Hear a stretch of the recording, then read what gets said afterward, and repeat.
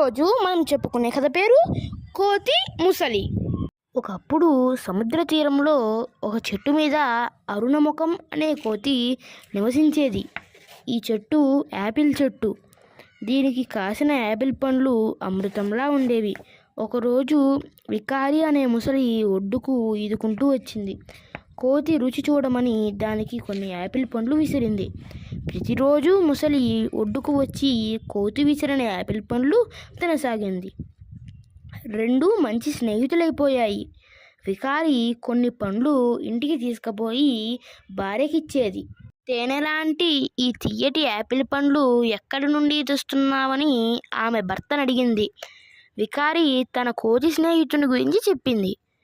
ముసలి భార్య ఆశపోతూ, ఇంత తియ్యటి పండ్లు ఇచ్చే వ్యక్తి గుండె నిండా అమృతమే ఉంటుంది కదా, నాకు ఆ కోతి గుండె తెచ్చి ఇవ్వమని భర్తను అడిగింది.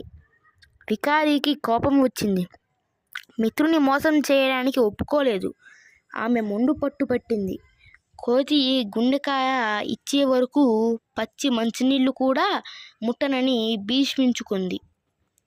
ఇక చేసేది లేక వికారి స్నేహితుని చంపడానికి పథకాలు ఆలోచించడం మొదలుపెట్టింది.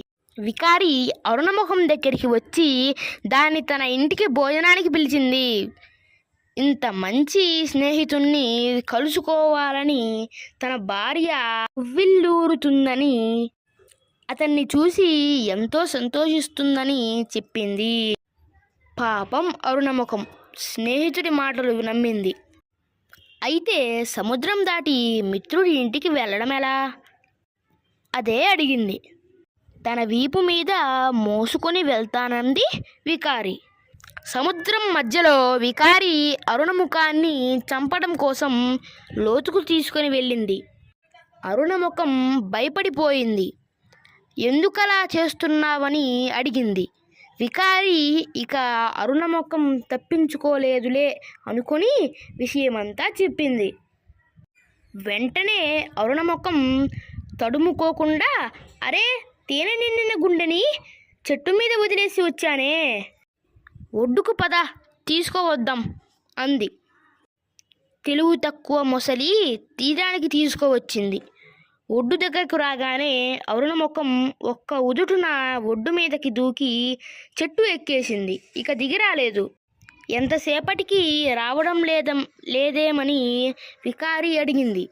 తెలివి తక్కువ మొద్ద, చేసింది చాలు, ఇక పో అని స్నేహాన్ని దుర్వినియోగం చేసుకున్నందుకు వికారిని అరుణముఖం గట్టిగా మందలించింది.